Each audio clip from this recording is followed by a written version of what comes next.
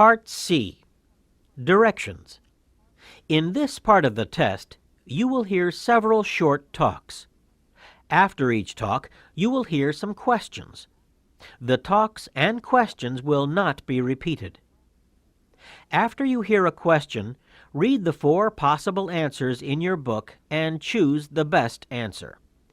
Then, on your answer sheet, find the number of the question and fill in the space that corresponds to the letter of the answer you have chosen.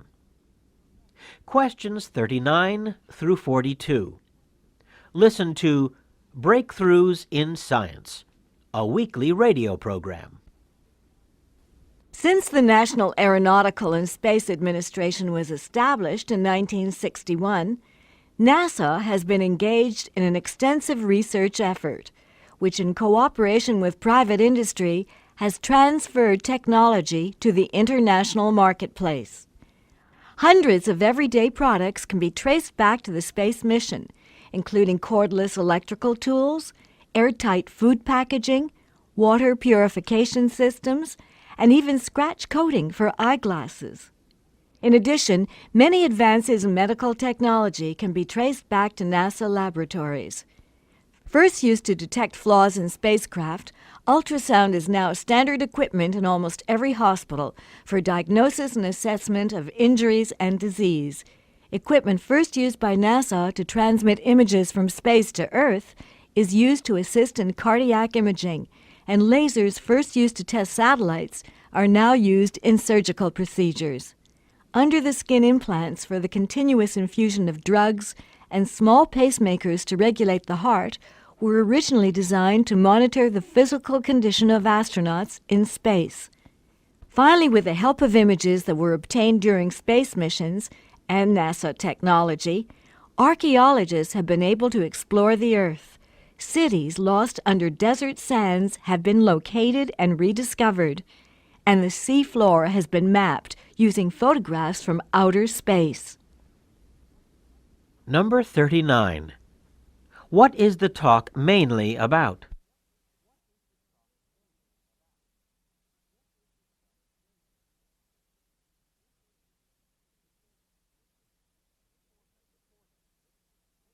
Number 40. Which of the products listed are not mentioned as part of the technology development for space missions?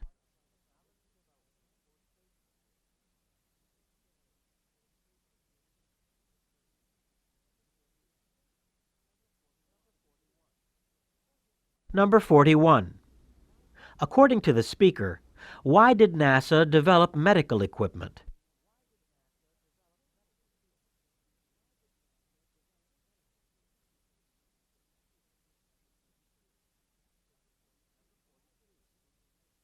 Number 42.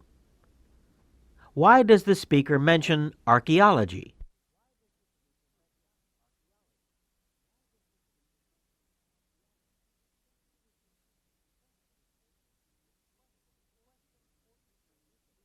Questions 43 through 46.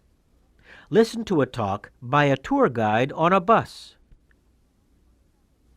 The first permanent settlement was made at this site in 1776, when a Spanish military post was established on the end of that peninsula. During the same year, some Franciscan fathers founded the Mission San Francisco de Asís on a hill above the post. A trail was cleared from the military post to the mission, and about halfway between the two, a station was established for travelers called Yerba Buena, which means good herbs. For 13 years, the village had fewer than 100 inhabitants, but in 1848, with the discovery of gold, the population grew to 10,000. That same year, the name was changed from Yerba Buena to San Francisco. By 1862, telegraph communications linked San Francisco with eastern cities, and by 1869, the first transcontinental railroad connected the Pacific coast with the Atlantic seaboard. Today, San Francisco has a population of almost 3 million. It is the financial center of the West and serves as the terminus for trans-Pacific steamship lines and air traffic.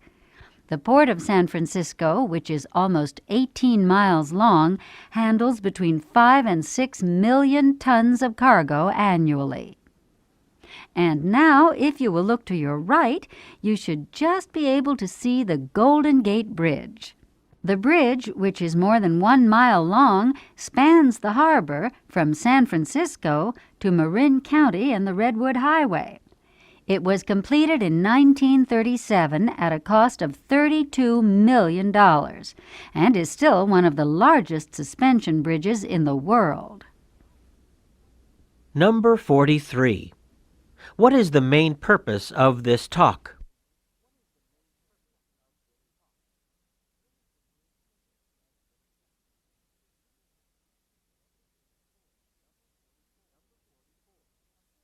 Number 44. According to the tour guide, what was the settlement called before it was renamed San Francisco?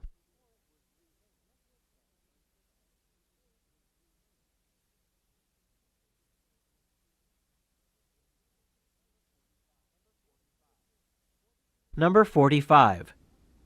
According to the tour guide, what happened in 1848?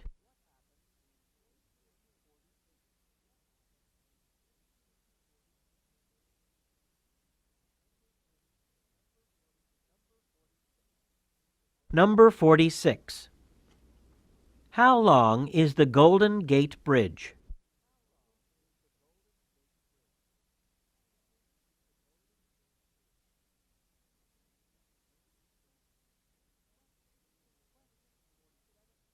Questions 47 through 50. Listen to a talk by a college instructor in an English class. So many different kinds of writing have been called essays, it is difficult to define exactly what an essay is. Perhaps the best way is to point out 4 characteristics that are true of most essays. First, an essay is about one topic. It does not start with one subject and digress to another and another. Second, although a few essays are long enough to be considered a small book, most essays are short.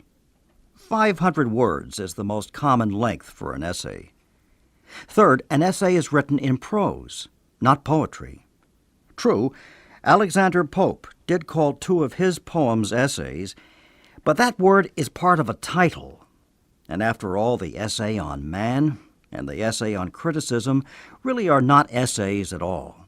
They are long poems. Fourth, and probably most important, an essay is personal. It is the work of one person whose purpose is to share a thought, idea, or point of view. Let me also state here that since an essay is always personal, the term personal essay is redundant.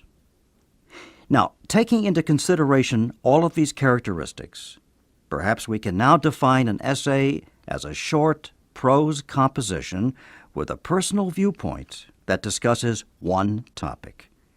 With that in mind, let's brainstorm some topics for your first essay assignment. Number 47. What is the instructor defining?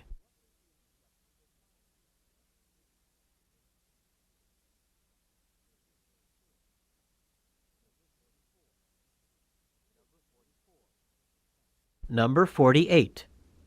What is the main point of the talk?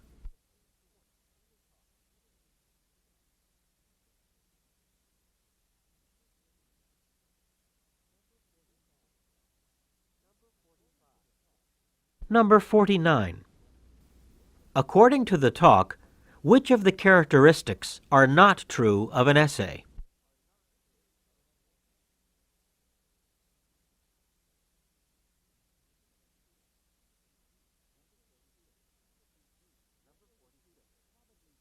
Number 50. What will the students probably do as an assignment?